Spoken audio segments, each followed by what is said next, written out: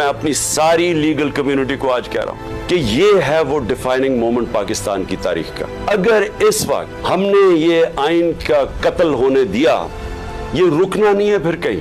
میں آج اپنی جوڈیشری کو کہنا چاہتا ہوں کہ یہ وقت ہے، آپ میں سے وہ لوگ ہیں جو ایک وقت یاد رکھیں گے، جو نام ہوگا کہ جی وہ دیکھیں وہ آدمی جب یہ ملک کو غلامی کی طرف لے کے جا رہے تھے، ملٹری کورٹس کی طرف لے کے جا رہے تھے، کہ یہ ملک کو بالکل غلامی سے بچانے کے لیے آپ روک سکتے ہیں. ہم تو کھڑے ہیں. میں تو آپ کو یہ واضح کر دوں کہ میں جب تک زندہ ہوں میں نے تو اسے قبول نہیں کرنا کبھی، اس ظلم کو، نہ اس غلامی کو. میں اپنی جوڈیشری کو کہتا ہوں کہ دیکھیں یہ ساری قوم آپ کی طرف دیکھ رہی ہے. جو آپ میں سے سٹینڈ لیتا جاتا ہے، انصاف کے لیے کھڑا ہوتا ہے، لوگوں کی آزادی کے لیے، لوگ اس کو ہمیشہ یاد رکھیں گے.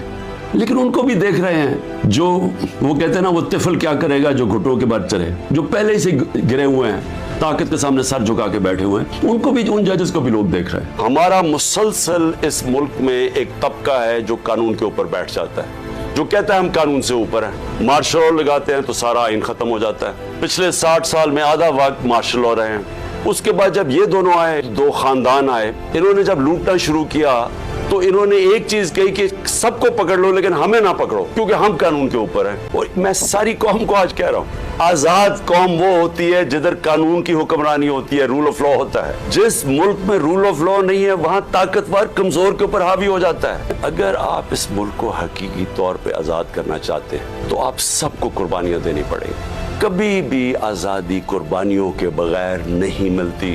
جو چھوٹا سا طبقہ قبضہ کر کے بیٹھ جاتا ہے، چاہے وہ بیرونی طاقت ہو، چاہے آپ کے اپنے قبضہ گروپ ہو جو اوپر بیٹھ کے ہیں، آزادی کے لیے قربانی اور جدوجہد دینی پڑتی ہے.